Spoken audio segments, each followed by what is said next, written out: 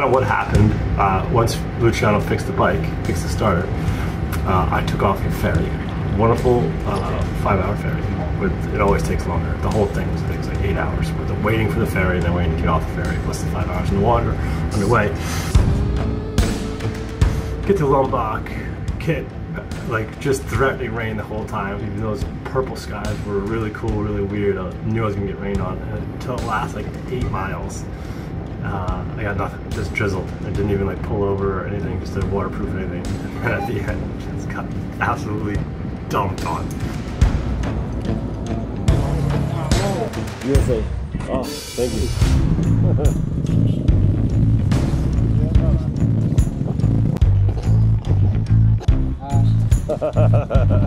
Wait, I'll show you here. YouTube, yeah. Here. You YouTuber? Yeah.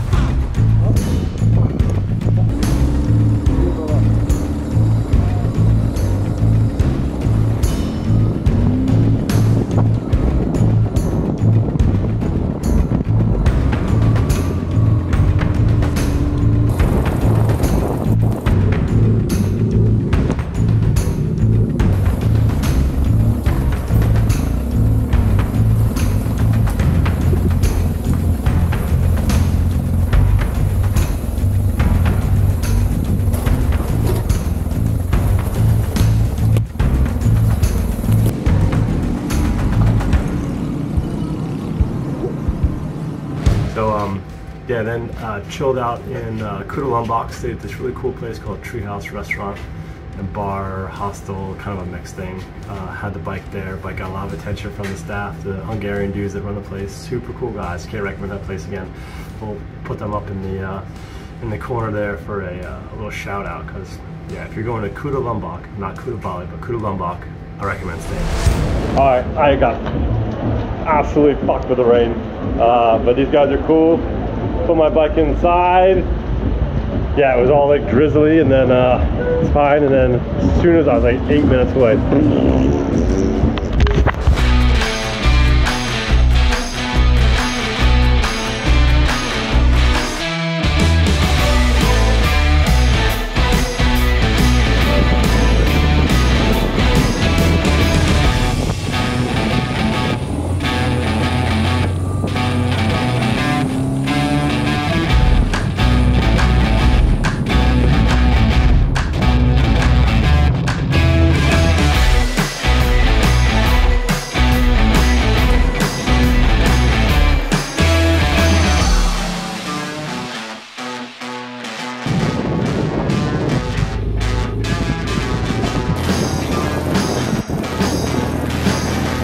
Say it again.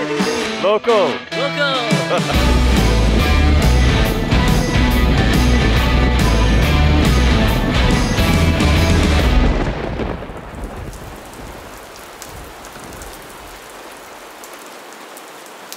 It is absolutely pissing down.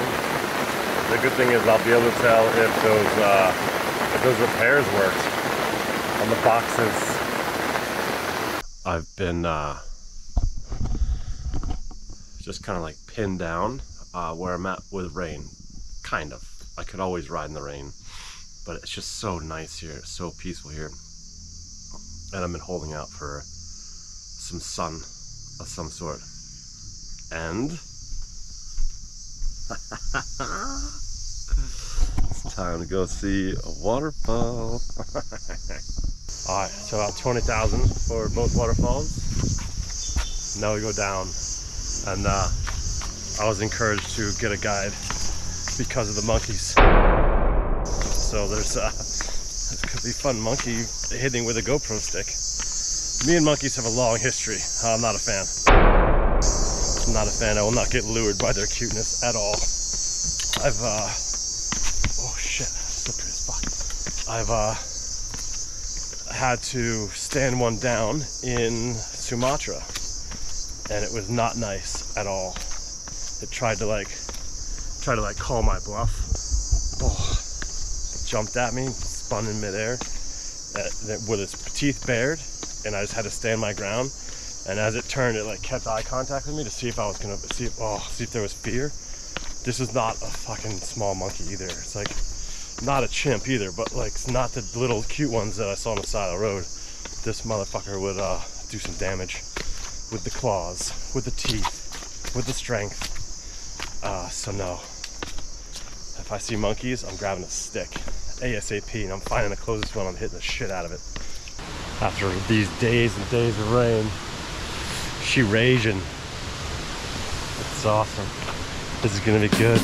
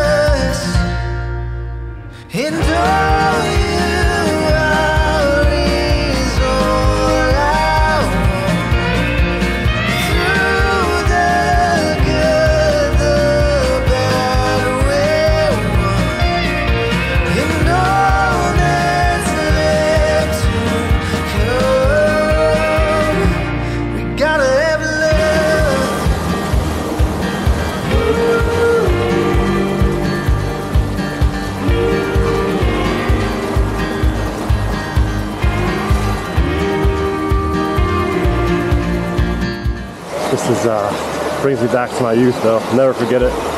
And more I think about Dad, how much sicker he's getting, and how I'll never be able to do this with him again. Yeah, I can't thank him enough for like baking this in, building this into me. To need and want to these moments of solitude out in nature. Yeah, very important aspect of me that's from him.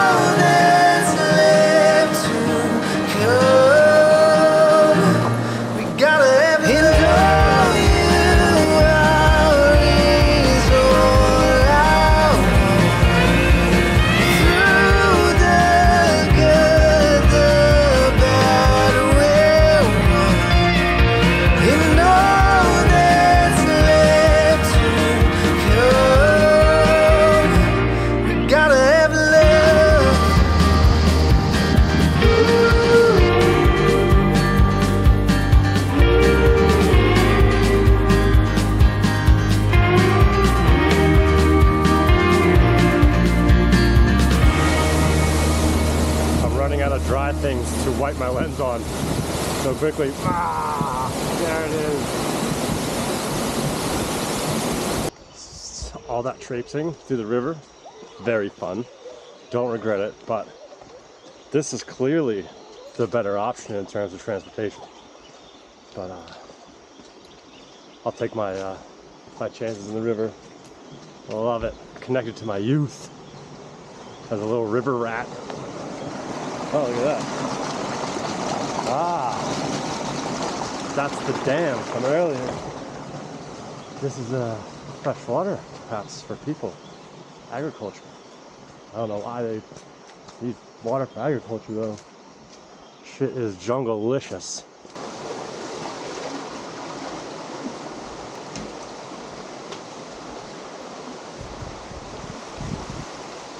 Fasten your safety belts, clench your buttocks. It's going to be a bumpy ride.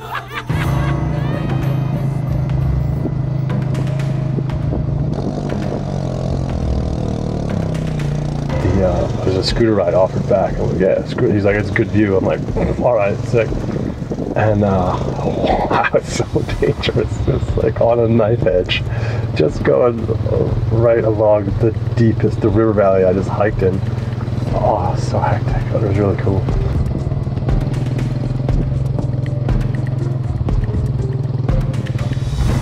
I packed a bunch last night, so now I'm just getting stuff on the bike, pay my bill, and get out of here.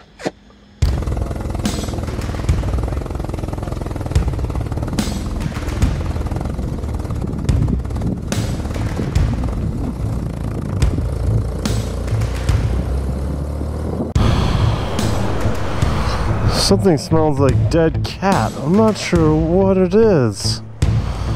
Bad kitty. Don't play in traffic.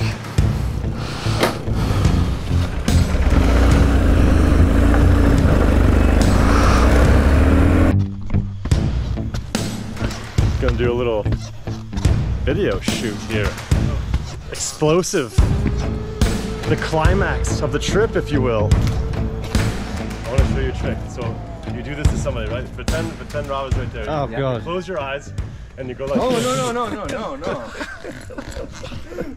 They automatically have to move out of the way. We're going to saber this undraga demiseka, but really cut the top off with the knife. Very nice. So, take off all the foil. There you go. This is the expensive stuff, yeah? Oh yeah. Oh yeah. No expense spared. Yeah. All right, so the next part of the puzzle is that there, you see that line right there? Mm-hmm. That seam, there's exactly one on the other side. That means there's two halves. This thing is a third part. So we're gonna knock this off with the back edge of the knife. Not that edge, but the back edge.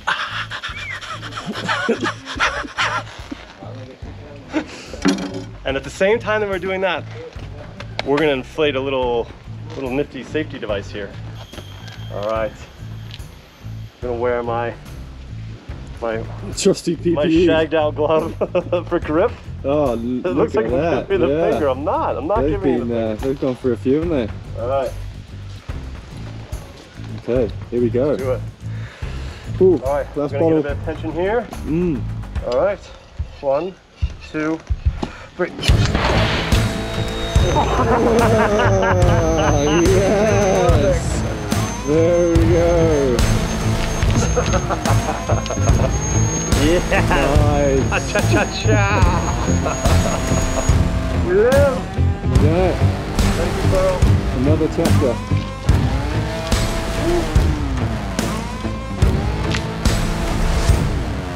Feels good. Feels great. Didn't die. Had a great time. Today is officially the last day, dropping the bike off. Leaving Pearl here for a few months this time and not years. It's bittersweet to drop the bike. Yes, it's not the best feeling. It's great that I didn't die or get paralyzed, but it's always slightly sad because it's that adventure's over and did I do enough? Should I see enough? Yeah, and especially after leaving it last time, not realizing that I was going to be leaving Pearl for 3 years, not knowing that COVID was going to swoop down and snatch a lot of things from all of us. But I'll be back soon. It's been really cool. Rip around the bike again. Have some friends see it as well. And seeing the bike, to see the bike, it's just like, for whatever reason, that really hits home, which is awesome. Proud of that. I'm proud of just how far I've come on that bike over so many years. It's insane, even though it feels somewhat normal to me. I still have these moments, especially when I'm riding it, where you're just like, I've cried in my helmet twice.